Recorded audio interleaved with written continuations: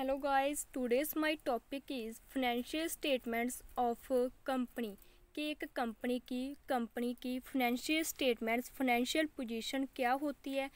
End of year में हमें कौन सा रिजल्ट मिलने वाला है, प्रॉफिट मिलने वाला है या हमें लॉस मिलने वाला है। ये सब कुछ करने के लिए हमें एंड ऑफ ईयर में कुछ स्टेटमेंट्स मीन्स अकाउंट्स प्रिपेयर किए जाते हैं। Financial means and statement means accounts कि एक कंपनी एंड ऑफ ईयर में कैसे अकाउंट्स प्रिपेयर करती है प्रॉफिट एंड लॉस चेक करने के लिए। अब सबसे पहले इनका मीनिंग जानते हैं। Meaning of financial statements, company में 1 ईयर के बाद जो भी हमारी कंपनी की पोजीशन होती है और कंडीशन होती है उसे हम कहते हैं financial statements. Financial statement means end of year business की परफॉर्मेंस को चेक करना कि बिजनेस की परफॉर्मेंस को चेक करने के लिए हमें कुछ स्टेटमेंट्स मीन्स कुछ अकाउंट्स प्रिपेयर करने पड़ते हैं। फर्स्ट होता है balance sheet, second profit and loss, third notes to accounts. ये तीनों कंपनी की फाइनेंशियल पोजीशन को बताते हैं कि हमारे बिजनेस की कंडीशन पहले से बढ़िया है या नहीं बढ़िया है। कंपनी में पोजीशन चेक करने के लिए 1 ईयर के अंडर एक मीटिंग करनी पड़ती है, जो मीटिंग एवरी कंपनी के लिए कंपलसरी होती है। उस मीटिंग में ऑल रिपोर्ट्स एनालाइज करवाई जाती हैं। वो कौन करवाता है? वो इंटरेस्टेड पार्टीज़ के थ्रू एनालाइज करवाई जाती हैं। First report by board of director. Board of director company की कंडीशन कैसे चलती हैं ये सब कुछ बताते हैं कि जो हमने सोचा था उसके अकॉर्डिंग हमारी कंपनी वर्क कर रही है या नहीं कर रही, उसके अकॉर्डिंग चलती है, और जो हमने प्लानिंग बनाई थी उसके अकॉर्डिंग ऑल वर्क हो रहा है या नहीं। सेकंड रिपोर्ट होती है auditor report. Auditor report by CA mean chartered accountant के द्वारा बताया जाता है कि आपकी कंपनी लॉ के अकॉर्डिंग वर्क कर रही है या नहीं कर रही। अब काम कैसे करना है, किस तरीके से आपने वर्क करना है, ये सब कुछ ऑडिटर्स बताते हैं, एनुअल मीटिंग में बताते हैं। नेक्स्ट होती है financial statement. Financial statement end of year में बनाई जाती है, जो कि 31 मार्च को एवरी ईयर का एंड किया जाता है। इसमें अब हम ये देखते हैं कि कौन कौन सी पार्टीज़ होती हैं जो ये रिपोर्ट्स हैं वो एनालाइज करवाती हैं। एंड एनालाइज कौन करता है? कौन कौन सी इंटरेस्टेड पार्टीज़ होती हैं फाइनेंशियल स्टेटमेंट में कि जो हमने financial statement end of year में प्रिपेयर की थी, जो अकाउंट्स कौन एनालाइज करता है। कंपनी में 2 पार्टीज़ होती हैं। फर्स्ट होती है इंटरनल, सेकंड होती है एक्सटर्नल। इंटरनल जो कंपनी के अंडर वर्क कर रहे होते हैं, example share holders, management, board of director. External means creditors, bankers. External वो होते हैं जिससे कंपनी लोन ले सकती है कि हमारी कंपनी की कंडीशन बेस्ट है, परफॉर्मेंस बहुत बढ़िया है, कि हमें और परफॉर्मेंस इम्प्रूवमेंट करने के लिए लोन की सिक्योरिटीज़ प्रोवाइड करवानी चाहिए। अब इनकी फाइनेंशियल स्टेटमेंट के कुछ लिमिटेशंस भी होती हैं। फर्स्ट होती है लेबर चेंज करती। अगर हमने कंपनी ने अपनी लेबर है वो वर्क कर रहे हैं पार्टनर, वो चेंज कर दिए तब भी उनको लॉस कवर अप करना पड़ सकता है। सेकंड, कंपनी ने वेस्ट कंडीशन लेने के लिए रूल्स हैं वो चेंज कर दिए तब भी हमें फाइनेंशियल स्टेटमेंट्स के अंडर लॉस कवर अप करना पड़ सकता है। नेक्स्ट हम जानते हैं कि सबसे पहले इसमें बैलेंस शीट प्रिपेयर की जाती है। बैलेंस शीट क्या होती है? Balance sheet according to law requirements होती हैं, जिसमें हम all assets and all liabilities हैं वो शो करते हैं कि हमारे पास कितनी लाइबिलिटीज़ हैं एंड हमारे पास कितनी एसेट्स हैं, एंड ये हमारी फाइनेंशियल पोजीशन को बताती है बैलेंस शीट। अब बैलेंस शीट में क्या होता है, बैलेंस शीट कैसे बनाई जाती है, बैलेंस शीट बनाने के लिए हमें क्या क्या रिक्वायरमेंट्स की ज़रूरत पड़ती है। फर्स्ट एसेट्स होती हैं, सेकंड इज लाइबिलिटीज़ होती हैं। लाइबिलिटीज़ में इंक्लूड होते हैं equity and liabilities. Equity and liabilities कुछ नहीं है, ये जस्ट हेडिंग होता है जो कि आपको स्टेटमेंट में गिवन होता है। इक्विटी एंड लाइबिलिटीज़ में फर्स्ट पॉइंट आता है share holder fund. Share holder fund क्या होता है? ऑल कैपिटल होती है, जितने भी पार्टनर्स होते हैं उन सभी की कैपिटल इंक्लूड की जाती है। दैट मीन्स कंपनी की टोटल कैपिटल शो की जाती है शेयर होल्डर फंड में। फर्स्ट पॉइंट आता है शेयर होल्डर फंड में शेयर कैपिटल। शेयर कैपिटल क्या होता है? शेयर कैपिटल में आता है कि हमारे कितने शेयर हैं, कितने के शेयर हमने परचेज़ किए हैं, कितने की पेमेंट की है, कितने की पेमेंट हमारे पास आने वाली है। ये सब कुछ कंपनी में किया जाता है, लाइबिलिटी साइड किया जाता है। सबसे पहले इनका बेसिक कॉन्सेप्ट ये याद रखना होता है कि बैलेंस शीट में liability side is equals to assets side. इस पॉइंट से हमें ये पता चल जाता है कि जो हमारी बैलेंस शीट है वो बिल्कुल करेक्ट चल रही है, कि हमारी बिजनेस की, हमारी कंपनी की फाइनेंशियल स्टेटमेंट जो हम प्रिपेयर कर रहे हैं बिल्कुल राइट चल रही हैं। अब सेकंड पॉइंट आता है इसमें share application money pending allotment, जिसका ट्रीटमेंट कंपनी नहीं करती बैलेंस शीट में। थर्ड आता है non current liabilities. Non current liabilities क्या होती हैं? नॉन करंट लाइबिलिटीज़ वो लाइबिलिटीज़ होती हैं जो लॉन्ग टाइम के लिए हम यूज़ करते हैं। फर्स्ट आता है इसमें long term borrowing. Long term borrowing debentures होते हैं। डिवेंचर्स एक लोन होता है जो कंपनी बैंक में से लेती है। बी पॉइंट है डेफर्ड टैक्स लाइबिलिटीज, इनका भी ट्रीटमेंट कंपनी नहीं करती बैलेंस शीट में। सी पॉइंट है अदर लॉन्ग टर्म लाइबिलिटीज, इनका भी ट्रीटमेंट कंपनी नहीं करती बैलेंस शीट में। डी पॉइंट है लॉन्ग टर्म प्रोविज़न, जो कि लॉन्ग टाइम के लिए हम प्रोविज़न यूज़ करते हैं, इनका ट्रीटमेंट भी कंपनी नहीं करती। नेक्स्ट फोर्थ पॉइंट है current liabilities. Current liabilities short term के लिए होती हैं। फर्स्ट है शॉर्ट टर्म बोरिंग, इनका ट्रीटमेंट कंपनी नहीं करती। बी पॉइंट है trade payable. Trade payable creditors and bill payables होते हैं कि जिनको हमने पेमेंट है वो देनी होती है।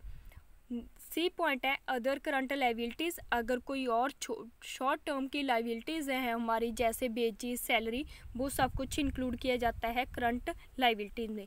इनके बाद इनका टोटल किया जाता है। नेक्स्ट आता है हमारे पास सेकंड पॉइंट एसेट्स। एसेट्स हमारी क्या होती हैं? एसेट्स हमारी इनकम होती हैं। इसमें फर्स्ट पॉइंट आता है non current assets. Non current assets हमारी लॉन्ग टर्म की इनकम्स होती हैं। फर्स्ट आता है इसमें फिक्स्ड एसेट्स। फिक्स्ड एसेट की टू टाइप्स होती हैं, tangible assets and intangible assets. Tangible assets हमारी क्या होती हैं? जिनको हम टच कर सकते हैं। इंटेंजिबल एसेट्स जिनको हम टच नहीं कर सकते। Tangible assets for example building machinery, intangible assets for example goodwill. अब नेक्स्ट पॉइंट है two current assets. Current assets हमारी शॉर्ट टर्म की इनकम्स होती हैं। फर्स्ट आता है inventory. Inventory means stock. Stock क्या होता है? जो हमने रॉ मटेरियल परचेज किया उनको हम क्या बोलते हैं? स्टॉक। बी पॉइंट हमारा आता है trade रिसीवल। Trade रिसीवल debtors and bill रिसीवल होते हैं। सी पॉइंट है cash and cash equipments. Cash and cash equipments क्या होती हैं कि ऑल बिजनेस की ट्रांजैक्शंस, ऑल कंपनी के ट्रांजैक्शंस जो हमने कैश के थ्रू की थी, उन सभी का ट्रीटमेंट इस एसेट्स में किया जाता है। नेक्स्ट है इसके बाद इनका टोटल किया जाता है। फॉर एग्जांपल कि बैलेंस शीट कैसे प्रिपेयर की जाती है। जैसे कि एक टीम है जिसने फाइनल स्कोर जितना बनाया वो तो हमारी बैलेंस शीट है। बैलेंस शीट में हमने उनका ही ट्रीटमेंट करते हैं, जैसे हम किसी भी जो भी खिलाड़ी होता है वो अपने स्कोर प्राप्त करता है। इसके बाद नोट्स टू अकाउंट्स प्रिपेयर किए जाते हैं। नोट्स टू अकाउंट्स क्या होता है हमारा? नोट्स टू अकाउंट्स कैसे रन बनाए थे, कितने चौके लगाए थे, ये कोई स्पेसिफिक पर्पस नहीं होता कि जो एक वर्किंग नोट होता है दैट मीन्स इसमें ऑल डिटेल्स है वो एनालाइज की जाती हैं। फर्स्ट इसमें आता है नोट्स टू अकाउंट्स में share capital. Share capital means total कितनी कैपिटल थी। उसमें फर्स्ट आता है हमारा point authorised capital. Authorised capital means maximum capital. इसका कोई काम नहीं होता कंपनी में, ये जस्ट अपने राइट ही करना होता है कि हमारी मैक्सिमम कैपिटल कितनी थी। सेकंड इशूड कैपिटल के कंपनी ने इसका भी कोई ट्रीटमेंट नहीं होता, जस्ट ये भी राइट करना होता है कि हमने कितनी सोचा है कि कंपनी कम से कम कितनी कैपिटल है वो शेयर कर सकती है। थर्ड इम्पॉर्टेंट पॉइंट है जिसका ऑल न्यूमेरिकल्स में ट्रीटमेंट किया जाता है subscribed capital. Subscribed capital share holder ने कितनी कैपिटल यूज़ की थी, पब्लिक ने कितने शेयर की ऑफर की है, मीन्स पब्लिक ने कितनी कैपिटल है वो एक्सेप्ट की है, उनको बोलते हैं subscribed capital. Subscribed capital two types की होती है। फुली पेड मीन्स पूरा पैसा मिल गया, बट नॉट फुली पेड जिनका पैसा कुछ रहता है। जो कैपिटल पब्लिक ने इशू तो कर दी पब्लिक को, बट पब्लिक है उसने ऑल पेमेंट है वो नहीं दी कंपनी को। नेक्स्ट पॉइंट आता है हमारे पास शेयर कैपिटल का, जो हमने पहले समझा दिया है।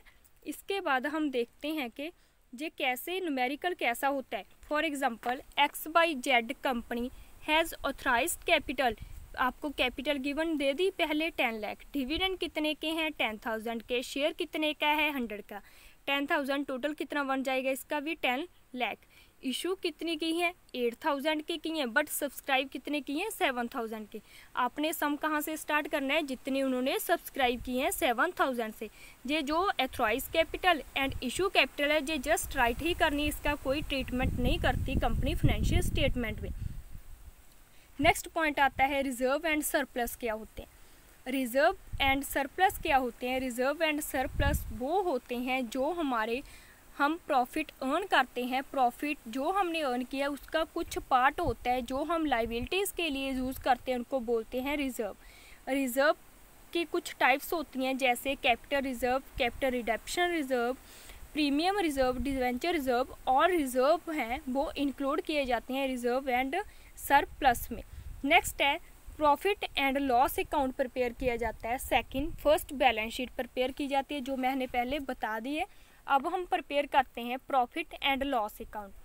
प्रॉफिट एंड लॉस अकाउंट में क्या होता है कि हमारे पास कुछ रिवेन्यूज़ होते हैं जो हमने इसमें पूरा ट्रीटमेंट करना होता है कि हमारे पास क्या क्या है, हमें कब प्रॉफिट होने वाला है, कब हमें लॉस होने वाला है।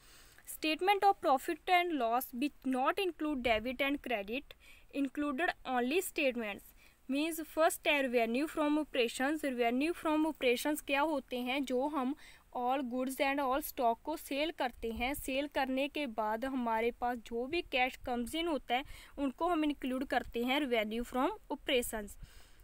सेकंड आता है other income. Other income means dividend receive किए हमने, कमीशन रिसीव किया है, और इनकम जहाँ से हमारे पास पैसा आया है वो हम किस में इंक्लूड करते हैं, अदर इनकम्स में। इनको हमने क्या करना है, रेवेन्यू फ्रॉम ऑपरेशंस को प्लस कर देना है अदर इनकम में, इसके बाद इन दोनों का टोटल कर देना है। थर्ड पॉइंट आता है हमारे पास एक्सपेंसेस। एक्सपेंसेस क्या होते हैं, एक्सपेंसेस में सबसे पहले इंक्लूड होता है COGS, cost of material consume, के कितने का सामान हमने परचेज किया था। Next purchase of stock in trade, के स्टॉक हमने कितने का परचेज किया। नेक्स्ट इन्वेंट्री में कितना चेंज आया, कितनी फिनिश गुड्स हैं वो हमारी पेंडिंग पड़ी हैं वर्क इन प्रोसेस में। मीन्स टोटली COGS से लेके जब तक हमें प्रॉफिट नहीं होता, जब तक हम अपना प्रोडक्ट मार्केट में नहीं भेजते, तब तक के ऑल एक्सपेंसेस हैं वो इंक्लूड किए जाते हैं प्रॉफिट एंड लॉस अकाउंट में, एक्सपेंसेस अकाउंट में। इसके बाद ऑल एक्सपेंसेस का टोटल किया जाता है, उसके बाद ऑल एक्सपेंसेस में से माइनस की जाती है total income.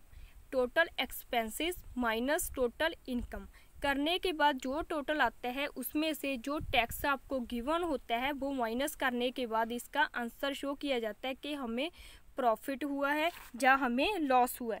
Profit before tax हम कैसे इंक्लूड करते हैं, टोटल इनकम माइनस एक्सपेंसेस, उसके बाद हम जो टैक्स की अमाउंट होती है वो लेस कर देते हैं, उसमें से हमारा क्या आंसर आ जाता है कि हमारी कंपनी की फाइनेंशियल पोजीशन कैसी रही, हमारी कंपनी ने एंड ऑफ ईयर में प्रॉफिट सर्टेन किया है और लॉस सर्टेन किया है।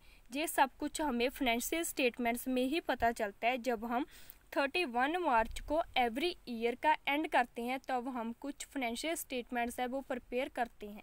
Thanks, have a nice day.